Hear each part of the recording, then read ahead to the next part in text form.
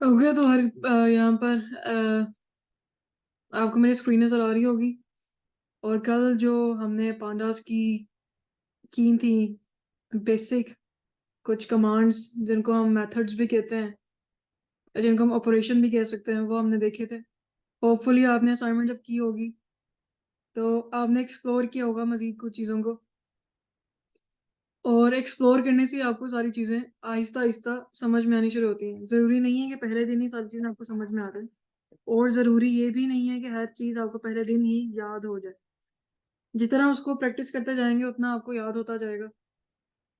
और बात वही है कि डेटा, कोड, हर चीज़ इंटरनेट पर मौजूद है। आपने सिर्फ ये देखना है कि मैंने किस टाइम पर कौन सी चीज़ करनी है। कोड याद करने की ज़रूरत बिल्कुल भी नहीं है आजकल के ज़माने में। आपने सीधा कोड जाकर कॉपी करना है और पेस्ट कर देना, दैट्स इट। लेकिन आपको ये पता होना चाहिए कि कोड में हो क्या रहा है, कोड ये वाला मैंने किस जगह पर इस्तेमाल करना है। और वो वक्त के साथ साथ आपको समझ में आता जाएगा इंशाल्लाह। लेकिन शर्त यह है कि प्रैक्टिस आपने रोजाना की बेसिस पर करनी है। ये नहीं कि एक दिन कर लिया, फिर 10 दिन छोड़ दिया, फिर 11वें दिन आके बैठ गए, उससे कुछ नहीं होगा। कंसिस्टेंसी मैटर करती है हर चीज के अंदर।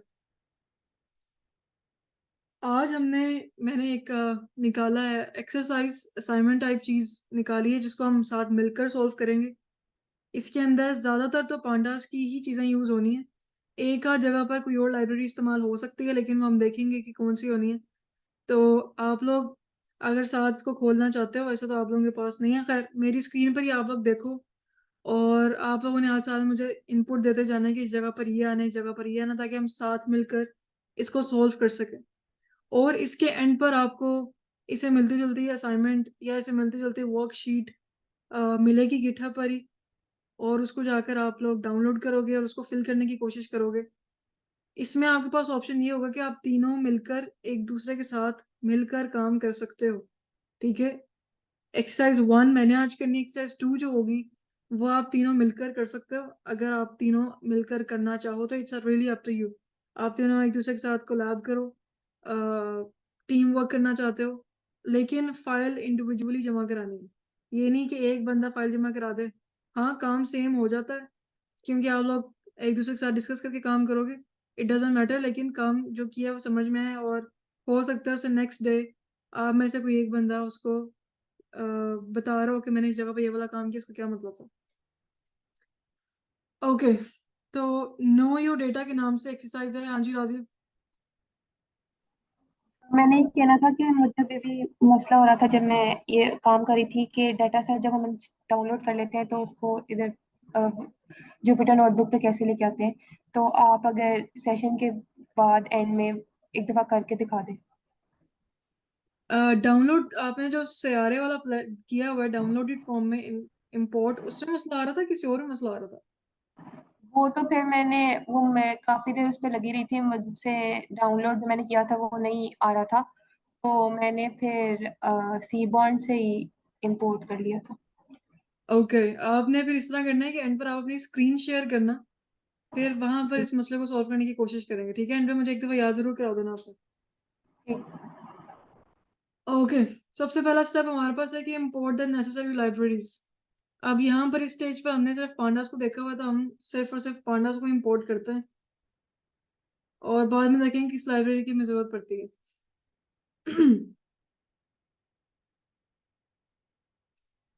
Import the data set from this address. अब इस एड्रेस पे मैंने क्लिक करूँ अगर मैं, तो ये असल में वही एड्रेस खुल जाएगा जो कि, लेट मी शेयर कि मैंने जब क्लिक किया तो क्या खुला है। ये रॉ डेट गिटहब का डेटा खुल गया। असल में ये मैंने कल लिंक यहीं से उठाया था। तो हमने यहाँ से लिंक कॉपी किया। ठीक है, लिंक कॉपी करके हम चले गए अपनी स्क्रीन पर वीएस की वापस। अच्छा, यहाँ पर दोनों स्टेप पढ़ने चाहिए था हमें। Import the data set from this address and assign it to a variable called Chipu. अब ये कोई मैंने नहीं ये बनाई फाइल, सो ये नाम किसी और बंदे ने लिखा हुआ। असल में ये डीप लर्निंग का कोर्स किसी ने किया था, एंड्रयू एनजी, एक एक्सपर्ट है इस फील्ड में। उसकी टीम ने ये असाइनमेंट बनाई थी, और ये कोर्सेरा पर और इस तरह के प्लेटफॉर्म्स पर वो असाइनमेंट देते हैं, या पेड कोर्स था कोई, उसके अंदर थी ये असाइनमेंट। तो इट वाज पब्लिकली अवेलेबल किसी पॉइंट पर। तो ये बहुत अच्छी है प्रैक्टिस करने के लिए, इसलिए मैंने इसको वहां से उठा लिया।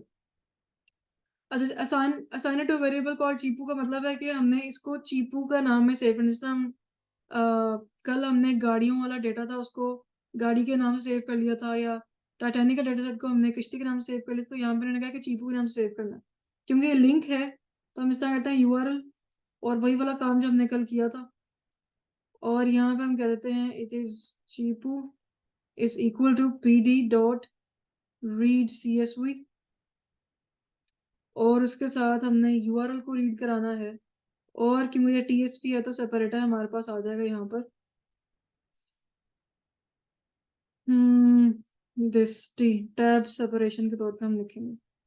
अभी यहाँ पर जितना काम का है सिर्फ हम उतना काम ही करेंगे। अच्छा, मैंने सेपरेटर ओके, उन्होंने कहा था कि आपने इंपोर्ट करना डेटा और उसको इसमें सेव करा लेना। हमने इंपोर्ट कर लिया इस लाइन में, और हमने इसको असाइन कर दिया इस लाइन में। अब हर लाइन का हम लिखते भी जाते हैं हमने किया गया।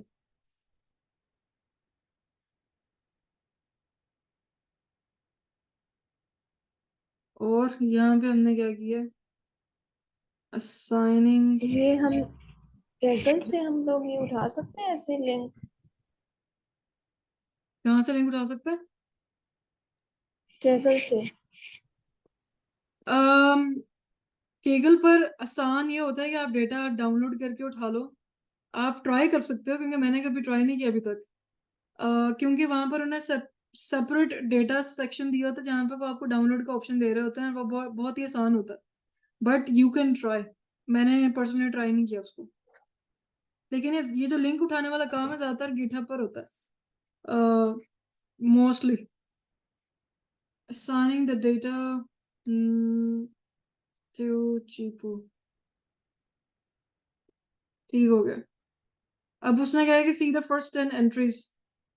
राजा, यहाँ पे क्या लिखूं मैं?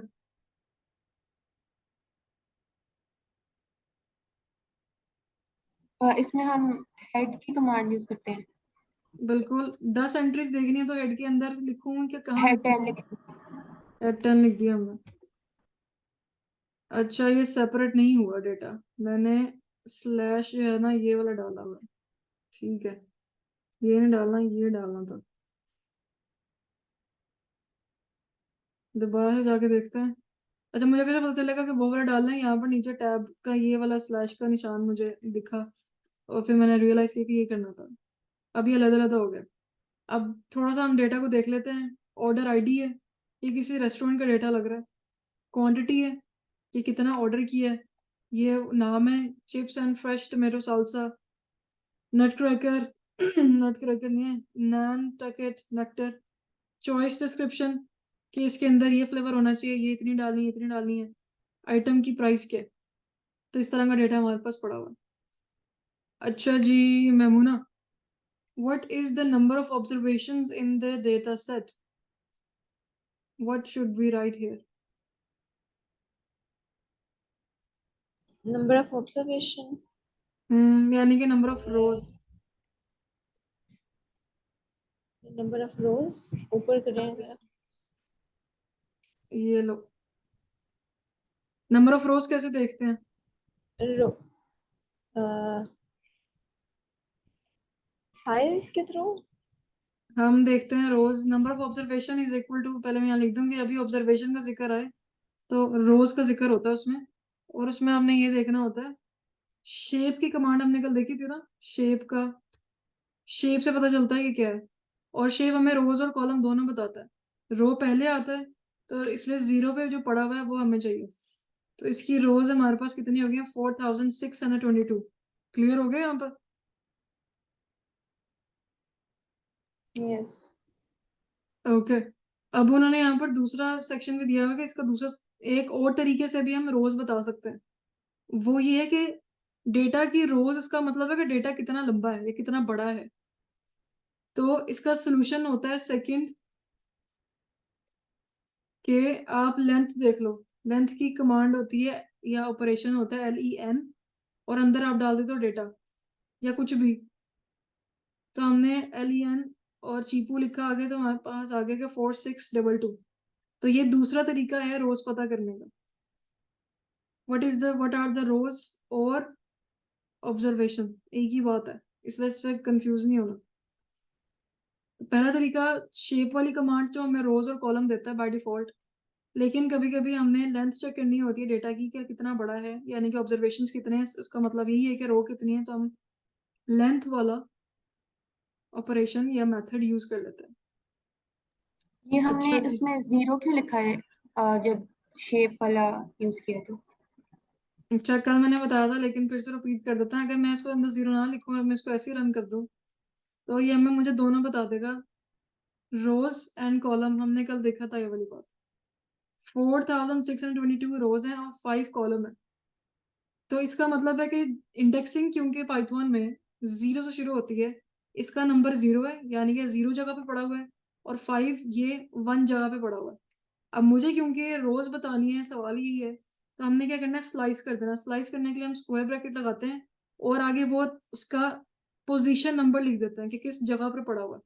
रो क्योंकि 0 वाली जगह पे पड़ी होती है, इसलिए मैंने 0 लिख दिया था।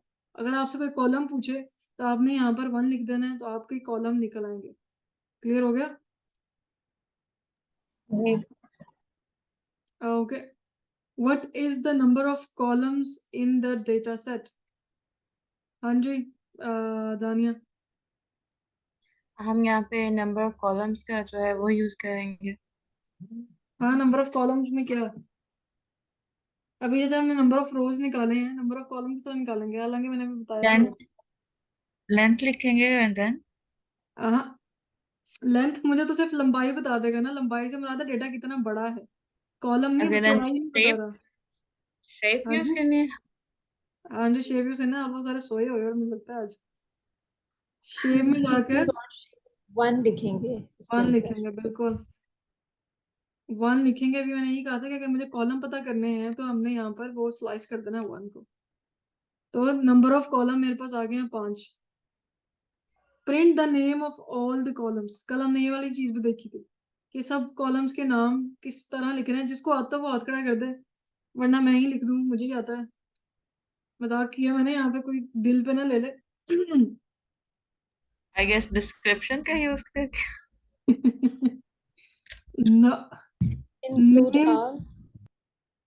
हाँ डिस्क्रिप्शन का यूज करते हैं, हमें नेम पता चल जाएगा। डिस्क्रिप्शन का नहीं, एक और चीज यूज करते हैं डिस्क्रिप्शन में, हमें स्टेटिस्टिक पता चलता है। नेम हमें कॉलम्स के पता करने हैं, तो हम करेंगे चीपू डॉट कॉलम्स, लिख देंगे आगे, और सारे उसके नाम नीचे आ जाएंगे कॉलम के। Order ID, quantity, item name, choice description, item price. ठीक है, एक ये तरीका होता है जो ज्यादा सूटेबल है। दूसरा ये तरीका था कि चीपू कॉलम की बजाय आप लोग लिख दो चीपू डॉट इन्फो। उसमें आपको मिल जाता है सब कुछ ही, लेकिन हमें सब कुछ नहीं चाहिए। उसमें वही कॉलम के नाम यहाँ पर एक मिल जाता है, बट सूटेबल ये है कि आप ये वाला काम करो जब आपसे सिर्फ कॉलम का नाम पूछा होगा। ये इतना रिकमेंडेबल ऑप्शन नहीं है, बट हाँ ऑप्शन है। अच्छा जी, how is the data set indexed? कल हमने जिस पे थोड़ा सा टाइम स्पेंड किया था और बाद में पता चल गया था जो हमने म्यूचुअली काम किया था बिल्कुल ठीक था, सिर्फ एक चीज हम गलत कर रहे थे। होपफुली आपने देख लिया होगा।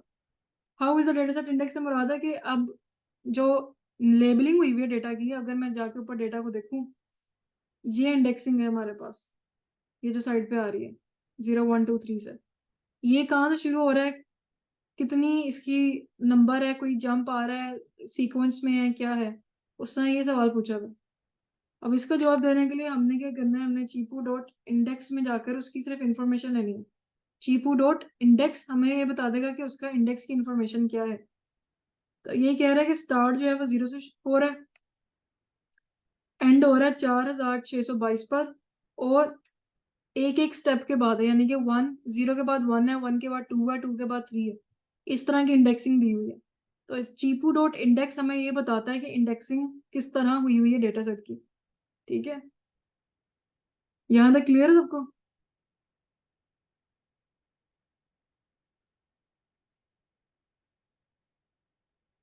ओके, बाकी लोग ठीक है। Which was the most ordered item? अब ये यहाँ पर आगे थोड़ी सी दिमाग लड़ाने वाली बात, शुरू वाली बातें तो अभी सारी आसान थी। Which was the most ordered item? सबसे ज्यादा कौन सा खाना है जो ज्यादा ऑर्डर किया गया? अब क्या करेंगे हम इसमें? किसी का कोई आइडिया? कोड नहीं बताना, बस वैसे बताना है कि ये हमारे पास डेटा है। हम कैसे करेंगे इसको? हम Repeat प्रोडक्ट का it. आईडी अच्छा या फिर max max ID of product, या पता नहीं कुछ इस तरह से। अच्छा, कोई और? डुप्लीकेशन वाला देख लेंगे।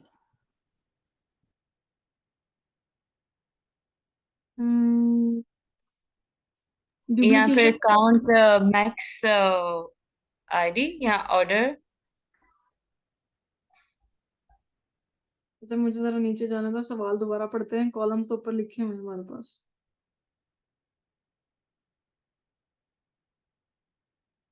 Which was the most ordered item? और ये हमारे पास कॉलम पड़े हुए हैं। इन कॉलम को यूज करते हुए हम कैसे जवाब देंगे? Which was the most ordered item? हमें ये भी बताना है कि आइटम कौन सा है, ठीक है? और हमें ये बताना है नहीं, ये नहीं बताना है कितनी दफा ऑर्डर किया, ये तो उन्होंने नहीं पूछा, बस ये पूछा है कि कौन सा आइटम ज्यादा ऑर्डर हुआ है। हम ये करते हैं कि हमें क्वांटिटी से पता चलेगा ना कि कितनी दफा कौन सा ज्यादा ऑर्डर हुआ है, राइट? क्वांटिटी और आइटम नेम को हमें इन दोनों को साथ काम करना पड़ेगा। यहाँ पर सब इत्तेफाक करते हैं मेरे साथ? जी। Okay, which was the most ordered item? Quantity matter करती है, ऑब्वियसली उन्होंने नाम मुझसे पूछा हुआ है तो हमने आइटम नेम को बताना है। तो इसमें कल हमने ग्रुप बाय पढ़ा था, यानी कि सिर्फ अगर हमने दो चीजों को ऊपर मिलाकर काम करना है तो कैसे कर सकते हैं, तो करके देखते हैं। चीपू को हमने करना है ग्रुप बाय, हमने आइटम का नाम बताना है, मुझे इसका नहीं आता है क्या इसकी स्पेलिंग है। कॉलम का आइटम नेम ये है, कॉपी करते हैं यहाँ से। और अब ये आपने ध्यान में रखना है, आप लोगों में से ग्रुप बाय की जब किसी ने असाइनमेंट की हुई है, उसने यहाँ पर भी पेरेंथेसिस लगाई है, आगे भी पेरेंथेसिस लगाई है। तो हर जगह, दोनों जगह पेरेंथेसिस नहीं लगाते। शुरू में जो आप लेकर आना चाहते हो पहली चीज, उसके पेरेंथेसिस में आता है, जो अगली चीज आ रही है वो स्क्वायर ब्रैकेट में आता है। क्वांटिटी लिख लेते हैं हम यहाँ पर।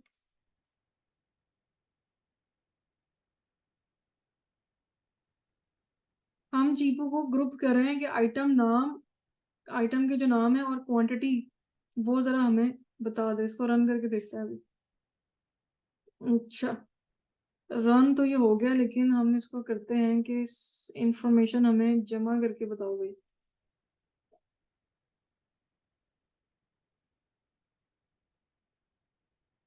ओके, अच्छा हुआ यहाँ पर क्या है अभी? जो आइटम थे, आइटम का जो नाम था वो शुरू में आ गया कि हर एक चीज कितनी कितनी दफा ऑर्डर हुई है, उसकी क्वांटिटी कितनी है, वो क्वांटिटी सामने आ गई है। और वो क्वांटिटी के आगे हमने सम क्यों लगाया? क्योंकि हमने ऑब्वियसली क्वांटिटी हर एक का एक एक तो नहीं ना हमने लिखना था, उससे फायदा ही कोई नहीं होना था। सम इसलिए किया कि हर एक चीज कितनी दफा लिखी गई है क्वांटिटी में उस डेटा सेट के अंदर, उसकी जो क्वांटिटी है वो जमा हो जाएगी, यानी कि दो दफा ऑर्डर हुआ है। यहाँ पर अगर मैं डेटा सेट के ऊपर जाऊँ, फॉर एग्जाम्पल ये chips and fresh tomato salsa, इसकी क्वांटिटी 1 है और ऑर्डर आईडी भी 1 है। अब कोई, ये मेमूना ने ऑर्डर किया है, उसने कहा है कि मेमूना ने कि मुझे एक चिप्स और टमाटो साल्सा दे दो। राजिया कहती है कि, फॉर एग्जांपल हम सेम ही डिश ले लेते हैं, राजिया का ऑर्डर आईडी 2 है, राजिया ने कहा कि मुझे ये डिश जो है वो 3 पैक कर दो, भी मेरे घर पे मेहमान आ गए।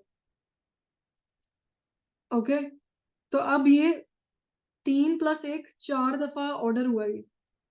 इसी तरह ये हमने नीचे लिखा है। यहाँ पर समझ आ रही है बात की?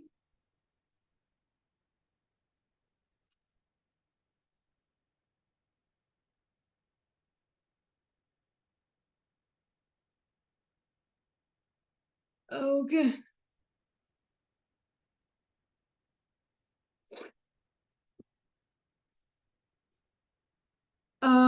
अब हमने यहाँ से बताना है कि सबसे ज्यादा ऑर्डर कौन सा हुआ था। अब तो इतने ज्यादा नाम है कि तो हर एक लाइन हमें जाके पढ़नी पड़ेगी। उसका एक शॉर्टकट ये है, टिप आपके पास ये है कि अगर बहुत ज्यादा चीजें हों तो आप आगे लगा सकते हो।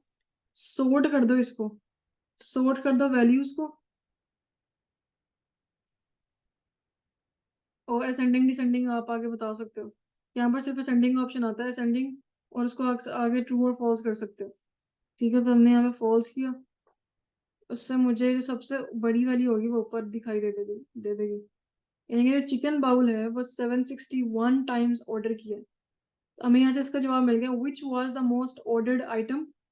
इट वॉज चिकन बाउल, और कितने दफा ऑर्डर हुआ? 761। All set.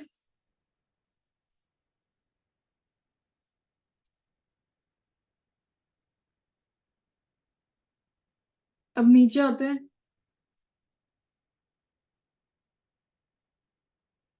अच्छा, कभी कभी ये होता है कि हमने ये कमांड तो लिख दी है, ये रन हो गई है, लेकिन हमें कैसे पता चलेगा कि ये हमें वो आंसर बता रहा है जो हमें मिलना चाहिए कि नहीं? उसका तरीका ये है, उसकी टिप आपके पास ये है कि आप इस तरह करो कि आप, यहाँ मैंने सिर्फ हिंट लिखना है, मैंने इसको करके नहीं दिखाना, क्योंकि मैंने ये काम किया था, मुझे ये फायदा हुआ था, तो आई थिंक सो आप में से किसी को फायदा हो जाए इससे। डेटा बहुत बड़ा है, आपको नहीं पता आपने कमांड रन की है ये सही है भी कि नहीं, रन हो गई है। तो आप इस तरह करो कि डेटा सेट का सैंपल लो, थोड़ा सा डेटा सेट का सैंपल ले लो, कोई 10 या 7-8 वैल्यूज ले लो, चलो 7 वैल्यूज ले लो उसके अंदर। फिर यही सेम उस डेटा सेट को सेव कर लो। ऑब्वियसली डेटा सेट का सैंपल आपको पता है कैसे लेना है। उस डेटा सेट को सेव कर लो किसी भी नाम से। उसके बाद आपने क्या करना है, यही सेम कमांड रन करके देखनी है उसके ऊपर, क्योंकि वो डेटा छोटा होगा, आपको पता होगा कि उसके अंदर कितने टोटल आप मैन्युअली कैलकुलेट कर सकते हो। और जब आप ये कमांड रन करोगे तो आपको पता चल जाएगा कि ये मैनुअल रन किया मैंने और मैंने इस कोड को रन किया, तो क्या दोनों के आंसर सेम है कि नहीं। ठीक है, मैनुअल कैलकुलेशन को कंपेयर करना है आपने विद द कोड। तो यहाँ पे आप टेस्ट कर सकते हो इसी के साथ, जो मैंने फाइल अभी जिस पे काम करना शुरू किया हुआ है उसके ऊपर आप ये वाला काम कर सकते हो। ठीक है, नेक्स्ट सवाल आ गया है, for the most ordered item how many items were ordered. ये थोड़ा कंफ्यूजिंग है, दोबारा पढ़ते हैं उसको। For the most ordered item how many items were ordered. अच्छा, सवाल वही है, यहाँ पर उन्होंने पूछा था कि कौन सा आइटम ज्यादा ऑर्डर हुआ है, उसका जवाब था चिकन बाउल। यहाँ पर उन्होंने पूछा है जो मोस्ट ऑर्डर्ड आइटम है, यानी कि चिकन बाउल, वो कितनी दफा ऑर्डर हुआ है, यानी कि हमें सेम कोड ही यहाँ पर लिख देना है। बात समझ आ गई है?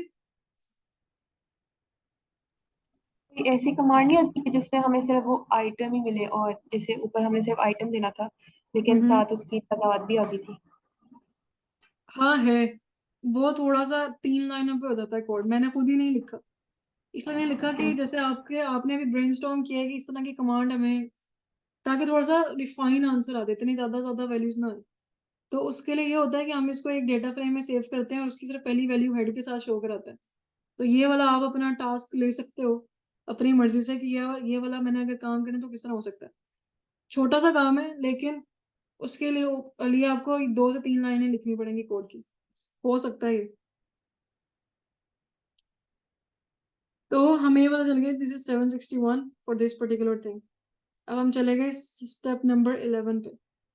What was the most ordered item in the choice description column?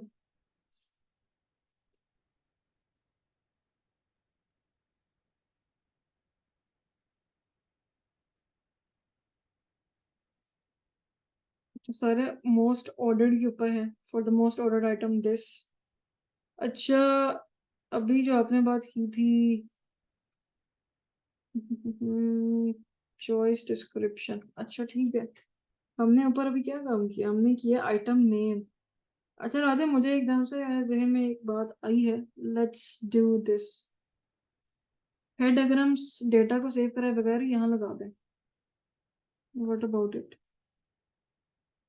ये काम करेगा? हाँ ठीक है, कर गया।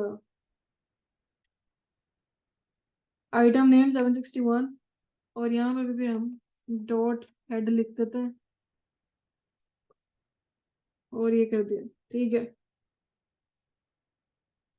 अच्छा, अभी तक हम ये देख रहे थे कि आइटम नेम में से कौन सा ज्यादा ऑर्डर हुआ है।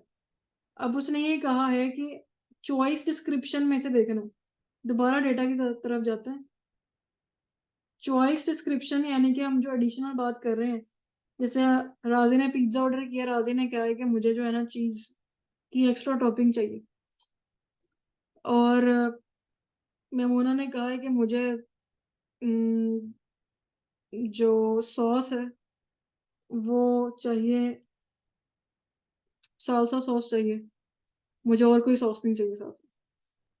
तो उसमें से देखना है कि हमारे पास इस तरह की चीजों में से सबसे ज्यादा कौन सी चीज ऑर्डर की है। अब ये कोड आपके सामने है, अब आप लोगों ने मुझे बताना है कि क्या करना है इससे। ये वाला कोड आपके सामने है, नीचे वाले का जवाब क्या होगा? थोड़ा सोच लो, उसके बाद मुझे बताना। जवाब आसान है, इतना हिंट मैं आपको दे दूं।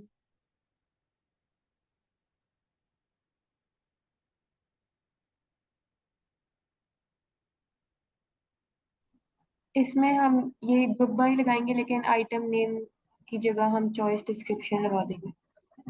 बिल्कुल ठीक है। चलो राजिया, आप अपने आप को खुद ही टॉफी दे दो ना। मेरे पास पड़ी हुई है लेकिन वो मैंने खानी है। ओके, चॉइस डिस्क्रिप्शन कॉलम का नाम क्या एग्जैक्टली कॉपी करते हैं ऊपर से जाके। This is choice description.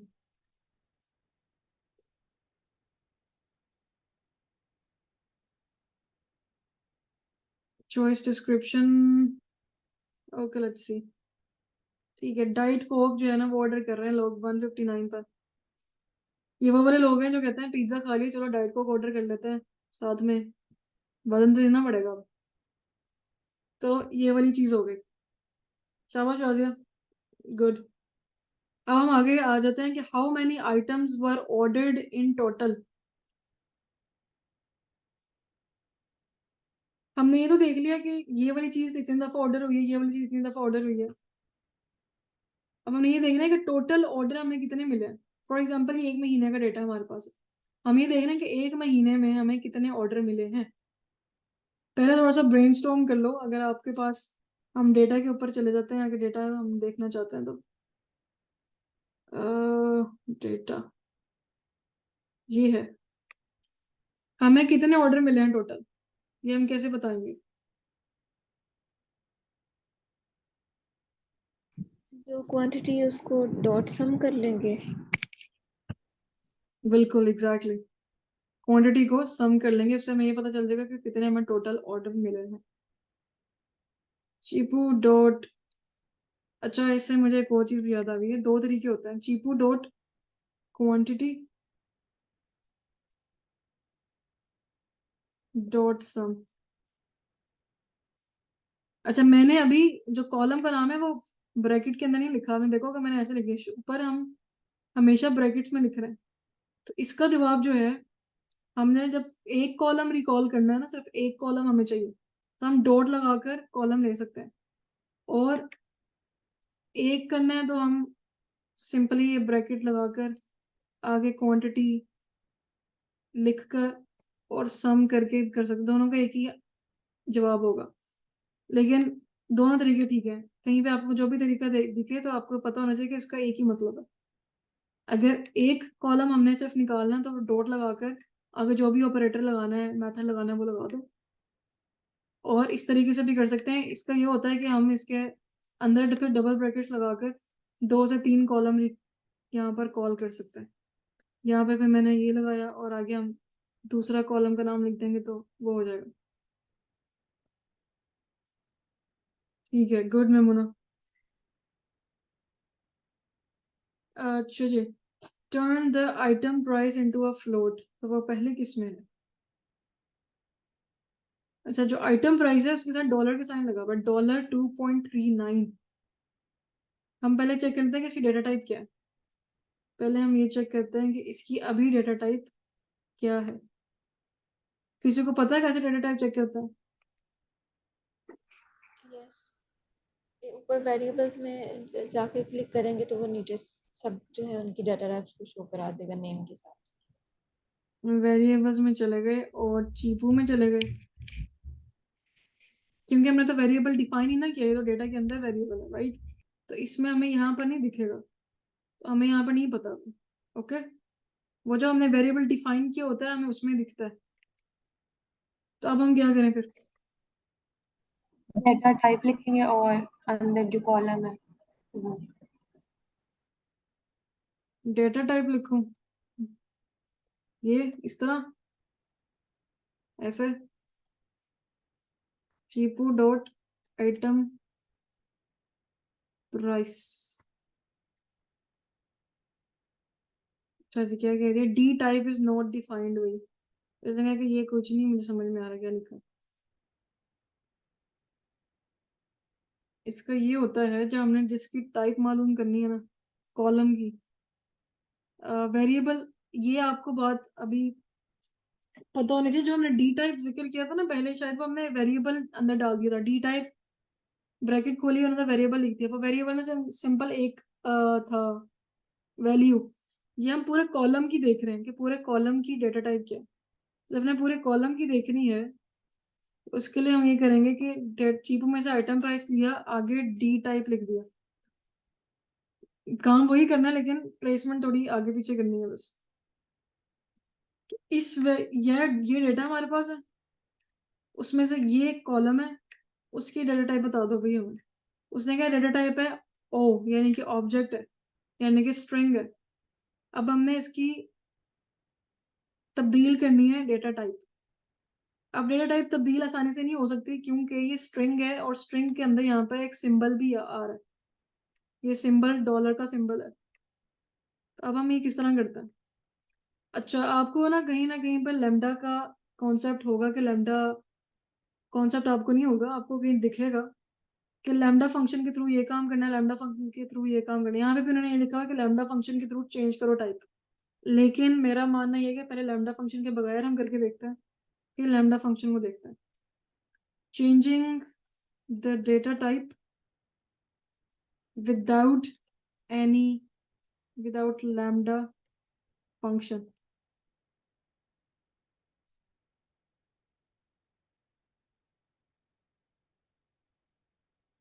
अच्छा, अब यहाँ पे थोड़ा सा हमें फोकस से काम करना पड़ेगा क्योंकि डेटा टाइप तब्दील हमने करनी है। ओके, खैर ये मुझे नीचे खुद ही से दे रहा है कि मैंने क्या करना है, बट लेट्स डू जो हमें अभी पता है। हमने क्योंकि सेव भी कराना है साथ में, तो इसलिए हम लिखेंगे कि चीपू आइटम प्राइस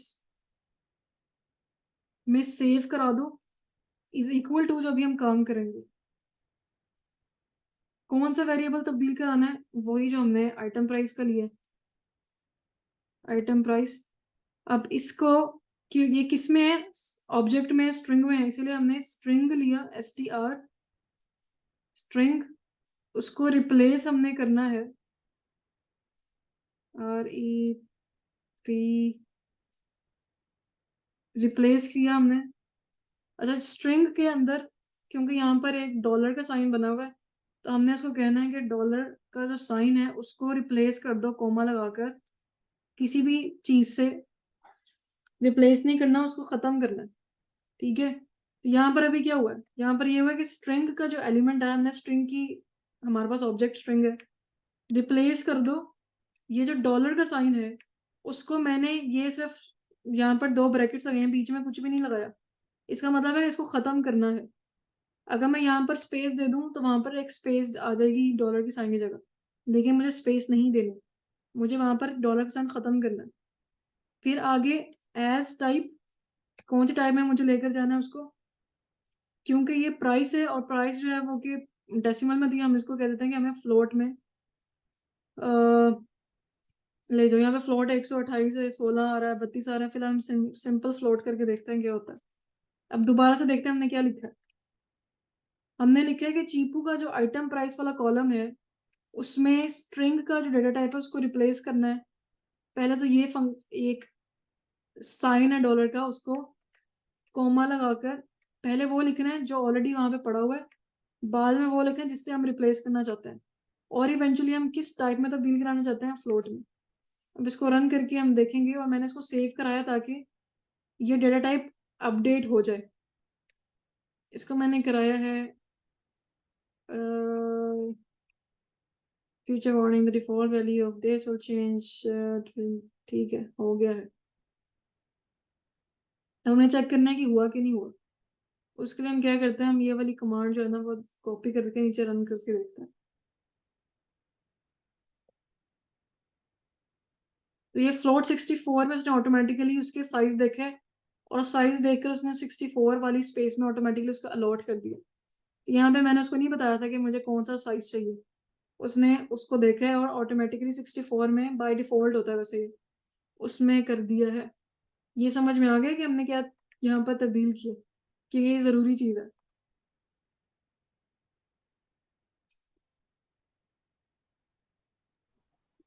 जी आगे, लेकिन मेरा एक सवाल ये है कि हमने ये भी पढ़ा था ना कि अगर हमने किसी की टाइप देखनी हो तो हम टाइप का भी यूज़ करते हैं कमांड। तो वो क्या जी सिर्फ एक कोई इंटीजर दिया हो उसके लिए यूज़ करते हैं, और अगर डेटा सेट दिया हो तो उसके लिए डी टाइप? हाँ जी, जब हमने टाइप देखना होता है ना, तो वो जो हमने वेरिएबल डिफाइन किया होता है, हमने फर्स्ट लेक्चर में ये देखा था कि जो हमने टाइप लिखा है उसके अंदर हम एक वेरिएबल लिख रहे थे। ए मैंने लिखा था सिर्फ, या बी लिखा था, वो एक वेरिएबल डिफाइन किया था, उसकी सिंगल वैल्यू थी। ए की फॉर एग्जांपल 5 वैल्यू है, या सी इज इक्वल टू राजिया है, ठीक है, तो उसकी एक वैल्यू है और वो एक वेरिएबल है। लेकिन इस केस में जब हमारे पास डेटा सेट होता है, डेटा सेट के अंदर एक पूरा कॉलम होता है, उसकी एक डेटा टाइप होती है। उस केस में हमने डी टाइप लिखा है, यानी कि डेटा की टाइप हम चेक करना चाहते हैं। क्लियर हुआ? ओके, अच्छा जी। लैम्डा वाला जो फंक्शन है वो मैंने नीचे लिख देना है, लेकिन ये टास्क आपका है। टास्क आपका ये होगा कि मैंने नीचे कमांड लिख देनी है कि लैम्डा फंक्शन इस तरह तब्दील करते हैं, लेकिन आपने लैम्डा होता क्या है वो देखना है, और कल आपने मुझे एक्सप्लेन करना है कि इस लाइन में हो क्या रहा है। एक्सप्लेन दी बिलो कोड, ठीक है। मैंने अभी नीचे कमांड लिखना है, आई विल ट्राई कि मैं इसको लिख सकूं। हम्म, फिर हम उसी से करेंगे। डॉट,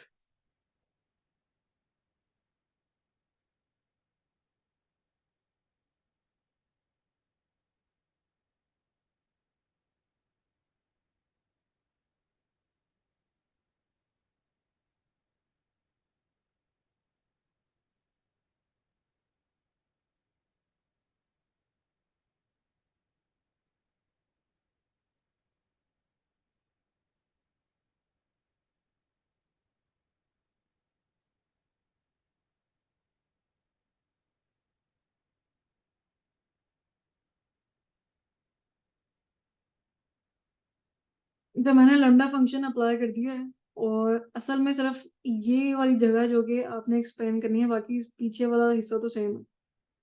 और ये भी आपको फिर पता चल जाएगा कि लैम्डा फंक्शन यहाँ पे क्यों लिखा हुआ था, ये नॉर्मल तरीके से रिप्लेस करने वाला क्यों नहीं लिखा हुआ था, क्योंकि ये नॉर्मल तरीके से थोड़ा सा ज्यादा कॉम्प्लेक्स है, लैम्डा वाला इतना कॉम्प्लेक्स नहीं होता यूजुअली। तो आपने मुझे कल ये बताना है कि इस लाइन में हो क्या रहा है, खास तौर पे इस सेक्शन में, जो कि बहुत आसान है, आपको इतना मुश्किल नहीं आएगी, और लैम्डा फंक्शन क्या होता है। हिंट आपको ये है कि W3 स्कूल पे आपको लैम्डा फंक्शन का मिल जाएगा डिटेल एग्जांपल के साथ। अगर वहां समझ नहीं आता तो गूगल पर तो वैसे चीजें आपको सारी मिल जाएंगी, वहां से आप लोग देख सकते हैं। अच्छा जी, ये सेल हम यहाँ से कर लेते हैं वाइप। अच्छा, check the item price type वो लिखा हो तो हमने पहले ही ऊपर कर लिया, तो हम इसको करते हैं, इसको यहाँ से उठाकर नीचे लिख देता हूँ।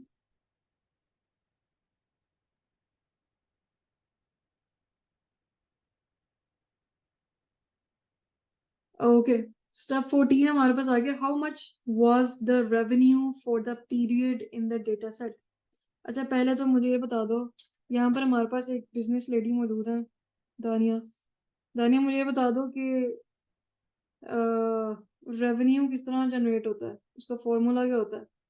यानी कि अगर मैंने दुकान खोली हुई है और मैंने ये देखना है कि आज मेरा पैसा कितना बना है। मेरी पिज्ज़ा की दुकान है, सिर्फ पिज्ज़ा की दुकान है, मेरे पास कोई बोतल चिप्स कुछ भी नहीं है, तो मैंने रात में ये कैसे अंदाज़ा लगाना है कि आज मेरे पैसे कितने बने हैं? क्या उसका तरीका होता है?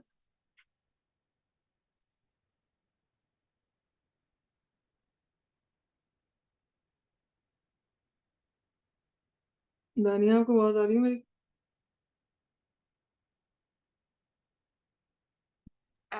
मुझे अभी आइडिया नहीं है, शायद टोटल रेवेन्यू या टोटल सेल शायद। हाँ, हाँ, पैसे कितने बनाए, रेवेन्यू का मतलब है पैसा कितना बना है, कितना पैसा बना है। मेरे पिज्ज़ा की दुकान है, आज मैंने ये देखना है कि मेरे कितने पैसे बने हैं, तो वो हम किस तरह डिसाइड करते हैं कि मेरे पिज्ज़ा कितने बिके हैं और उसकी कीमत क्या थी, राइट? हम्म। ठीक है, तो फॉर एग्जांपल मेरे पिज्ज़ा का एक रेट रखा मैंने, 1,000 रुपए का मैंने एक पिज़्ज़ा बेचना है, और 3 लोग आकर सिर्फ मुझसे आज 3 लोग पिज़्ज़ा लेकर गए, तो इसका मतलब मेरा रेवेन्यू कितना हुआ?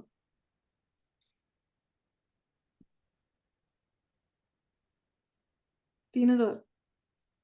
ठीक है, खैर मैंने सिर्फ फॉर्मूला इसलिए पूछा था कि हमें यहाँ पर काम करने की ज़रूरत है रेवेन्यू से, क्योंकि हमें डेटा में रेवेन्यू नहीं दिया हुआ उसने।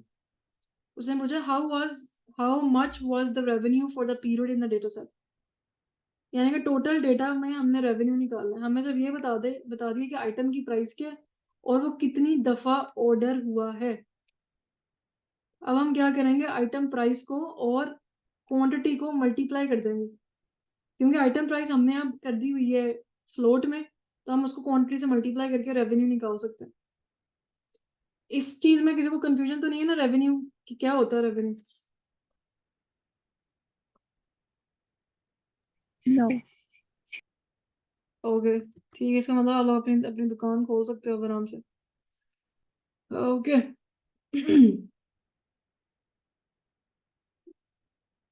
तो हम इस तरह करते हैं, यहाँ पर लिख देते हैं रेवेन्यू इज इक्वल टू चीपू की हमने लिया है क्वांटिटी और उसको मल्टीप्लाई हमने करा देना है चीपू के आइटम प्राइस के साथ। हम ऐसा करते हैं, प्रिंट करा लेते हैं। प्रिंट करने के पहले हम देखते हैं कि रेवेन्यू की शक्ल किस किस्म की है। ओ, ये तो रेवेन्यू हर एक चीज का निकला। अच्छा, हमने जब मल्टीप्लाई किया ना क्वांटिटी को, हर एक क्वांटिटी को हर एक आइटम प्राइस के साथ, तो वो हर एक ऑर्डर का अलग अलग रेवेन्यू निकल के आया। मुझे टोटल रेवेन्यू चाहिए, तो हम क्या करेंगे, हम इस तरह करते हैं। डॉट्स। क्या क्या करेंगे? डॉट्स हम कर सकते हैं। Exactly, total revenue is equal to revenue dot sum. कितने गया, शो तो कराया नहीं मैंने। तो रेवेन्यू हमारे पास आ गया है 39,237.02 डॉलर्स।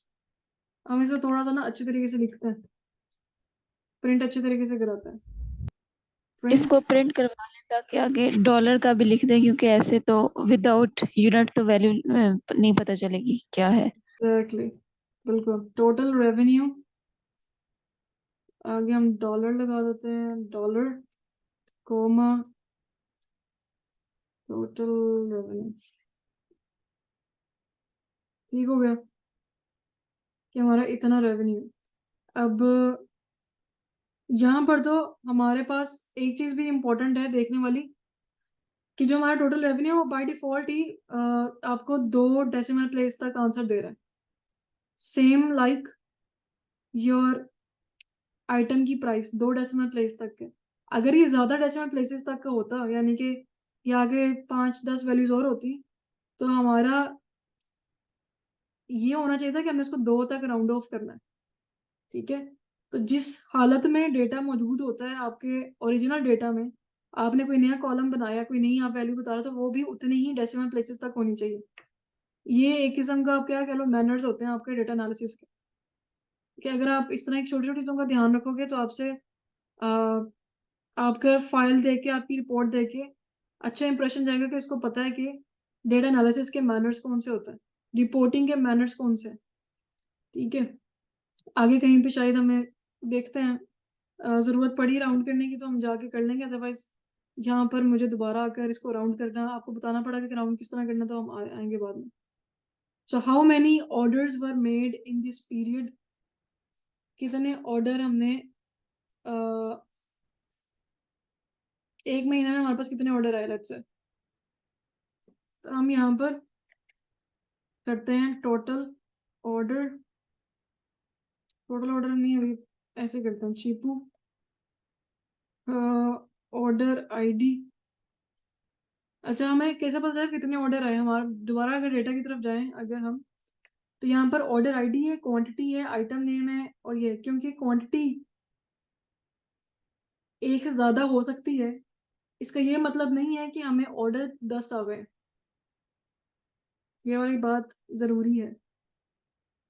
मैमूना ने चिप्स भी मंगवाए हैं, पिज्जा भी मंगवाया है, और बोतल भी मंगवाई है, तो वो एक ही ऑर्डर आईडी ने 3 चीजें मंगवा ली हैं। इसका ये मतलब नहीं है हमारे पास कि ऑर्डर एक ही आया था या ऑर्डर 3 आए थे। हमारे पास कितने ऑर्डर आए थे टोटल, 3 ऑर्डर आए इस केस में, एक ऑर्डर आया, एनीबॉडी?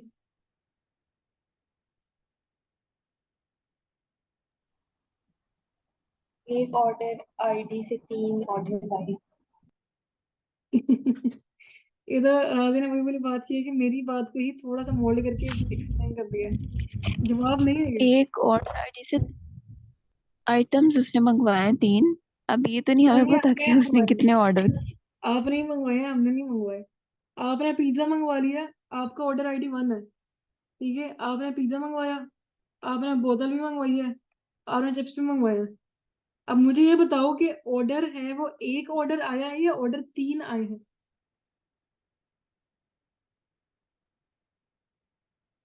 एक बता दिया ऑर्डर में 3 चीजें आई हैं। ना। इसको हम इस ये बार, हाँ जी ये बोलो। इंफॉर्मेशन नहीं दी हुई इसमें।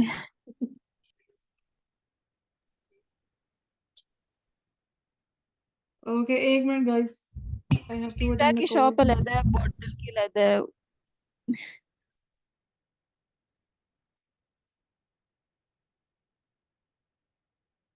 Yes.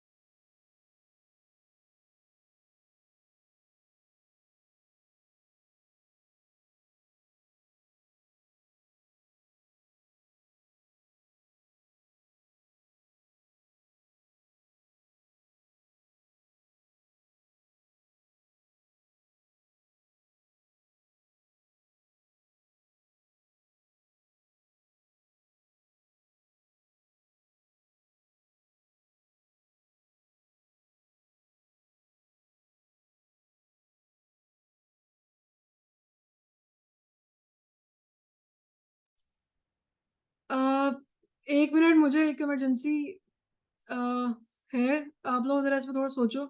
I will be right back in 5 minutes please.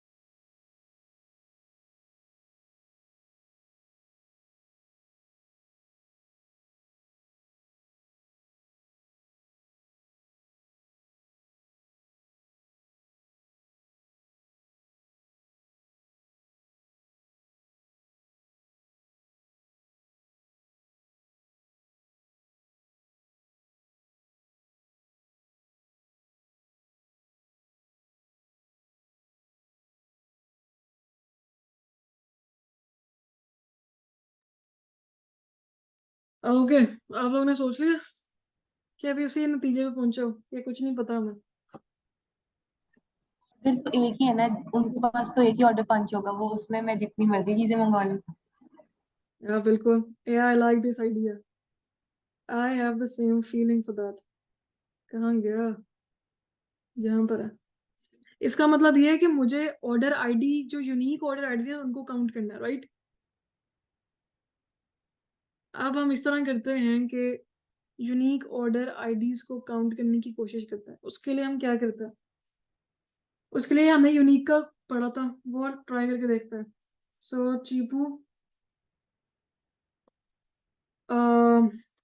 Order ID dot unique, let's से काम करता है या नहीं करता? उसने यूनिक लिख दिया हमने, ये लेट्स सी सम करते हैं। नहीं, सम तो नहीं करना चाहिए, वो तो फिर बात ही अजीब हो जाएगी। काउंट करता है, np array does not have count। अच्छा ठीक है, यूनिक जो है वो अलहदा और काउंट के साथ यूज नहीं हो सकता। इसका मतलब है यहाँ पर मुझे कुछ और लिखना पड़ेगा यूनिक आईडीज मालूम करने के लिए। उसके लिए एक और तरीका होता है, उसके लिए होता है वैल्यू काउंट।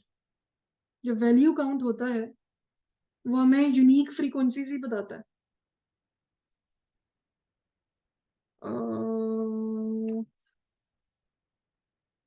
हम्म हमने क्या किया, हमने चीपू से ऑर्डर आईडी की जो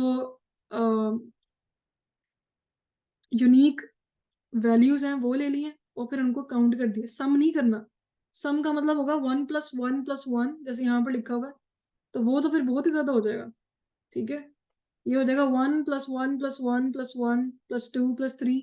ये होगा जब हमें जनरल सम करना है, जब हम ऑर्डर वैल्यू काउंट ले लिया 1 + 2 + 3 वैल्यू काउंट से हमें ये मिला। जब हमने उसको सम कर दिया तो 3 + 2 + 1 5 हो गया। उसका तो कोई मतलब ही नहीं है, हम तो काउंट करना चाहते हैं, इसलिए हमने आगे काउंट लिखा है, सम नहीं लिखा। तो वैल्यू काउंट हमें क्या बता रहा है? इंडिविजुअल फ्रीक्वेंसीज, यानी कि यूनिक फ्रीक्वेंसी, और फिर हम उसको आगे से काउंट कर रहे हैं। यहाँ तक clear?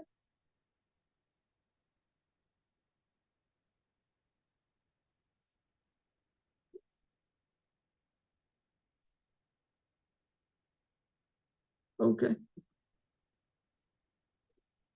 What is the average revenue amount पर ऑर्डर?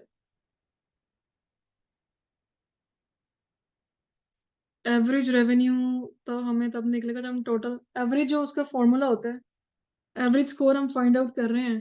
फॉर एग्जांपल उसका क्या फॉर्मूला होता है राजिया, एवरेज का? सारे जो नंबर होते हैं उनको ऐड करते हैं और टोटल नंबर से डिवाइड करते हैं। जो हमारे पास नंबर है उसको टोटल से डिवाइड कर देता है। ठीक है, हम एवरेज रेवेन्यू कैलकुलेट करते हैं फिर। हमने रेवेन्यू तो टोटल कैलकुलेट किया हुआ था, टोटल रेवेन्यू, और हम उसको डिवाइड कर देंगे। हमारे पास ऑर्डर है टोटल, कितने ऑर्डर आए थे ये तो अभी, अच्छा ये हमने अभी लिखा है कितने ऑर्डर आए थे। इसको हम नाम दे देते हैं कोई, total order, orders.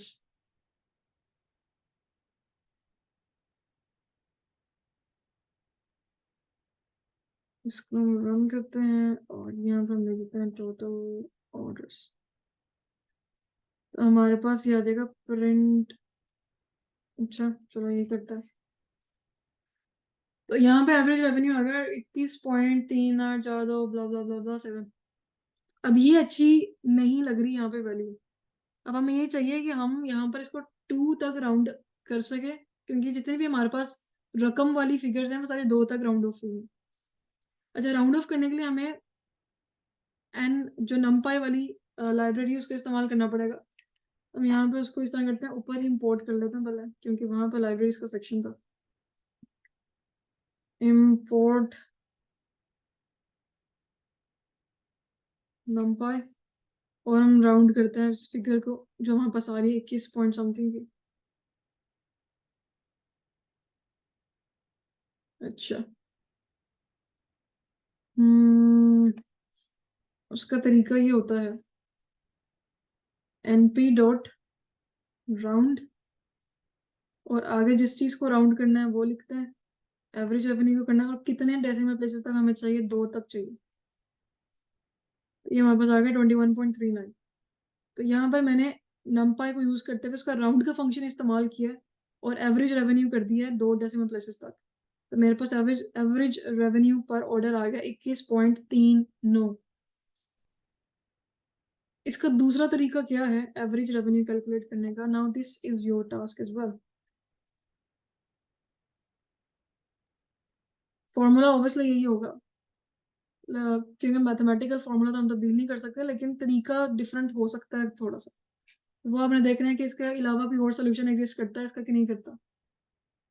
Then comes how many different items are sold.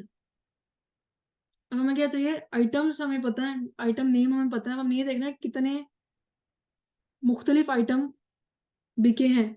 इससे मिलकर तो हमने ऊपर काम किया। अगर आप लोग थोड़ा सा सोच कर मुझे बताओगे इसमें क्या आना है।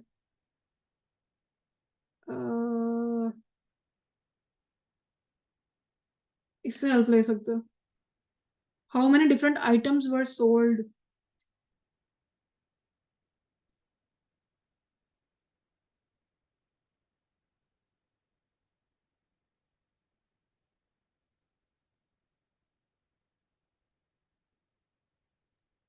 आइटम्स में जो चीज़ें फंक्शन यूज करके उसमें सॉरी आपकी आवाज कट रही है।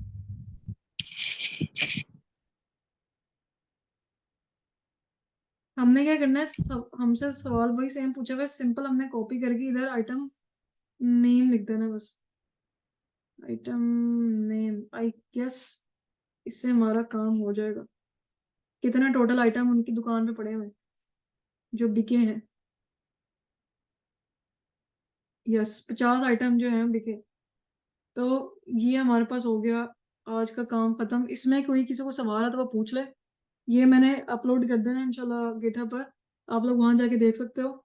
और जो आप लोगों की असाइनमेंट है जो आप लोग मिलके करना चाहते हो वो भी वहां पर अपलोड अभी मैंने कर देनी है, आप लोग वहां पे भी देख लेना। जरूरी नहीं है कि हर चीज आपको पढ़ते साथ ही समझ में आ जाए। हो सकता है आपका समझने का तरीका मुख्तलिफ हो, मेरा इंटरप्रेट करने का तरीका मुख्तलिफ हो, ये बिल्कुल हो सकता है। तो इसमें परेशान होने की जरूरत नहीं है। लेकिन अगर आज जो हमने काम किया उसमें समझ नहीं आई कोई, तो वो आप लोग मुझसे पूछ सकते हो अभी। ये जो भी हमने आखिर में किया है इसमें हमने नंबर बताना था कितने डिफरेंट है या फिर उनके नाम बताने थे? हाउ मैनी, हाउ मैनी का मतलब है कि कितने सोल्ड हुए, कौन कौन से सोल्ड हुए, तो वो फिर हम बताते हैं उनको। लेकिन हाउ मैनी उन्होंने कहा तो फिर हम नंबर बताते हैं। ओके, अगर नाम पूछा होता तो आप क्या क्या लिखते?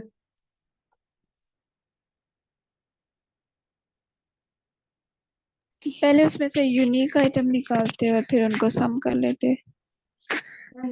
आइटम्स को सम, तुम नाम को तुम सम कर ही नहीं सकते ना, वो तो नहीं, इंडिविजुअल। हम ये काउंट करते फिर। हम काउंट ये कह रहे हैं कि कौन कौन सा आइटम बिके हैं, इस पे बात हो रही है। कितने बिके हैं वो हमने निकाल लिए, कौन कौन सा आइटम बिका है। अगर हमने ये करना होता तो हम क्या करते हैं, हमने सारे नाम निकालने हैं जो जो आइटम बिका है। तो जो आइटम नाम है उसको हमने, अगर डॉट यूनिक डालना था तो सारे नाम निकल आने थे।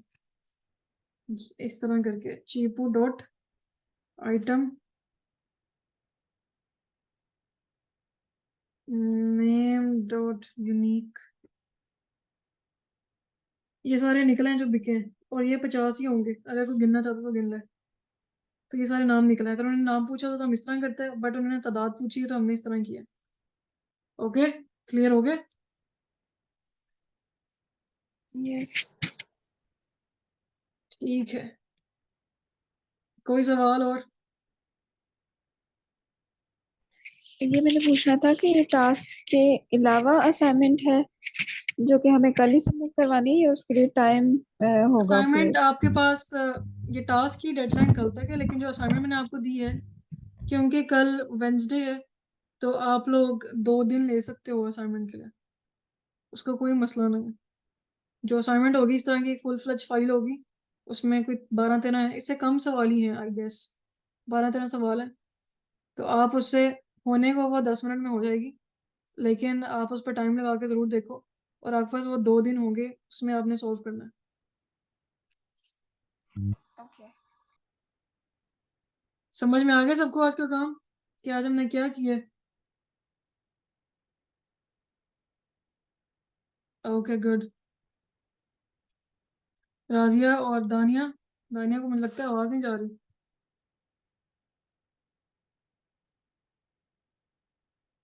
एनीवेज, और जहाँ तक बात है यूट्यूब पर, इसके फिलहाल हम बंद कर देते हैं रिकॉर्डिंग।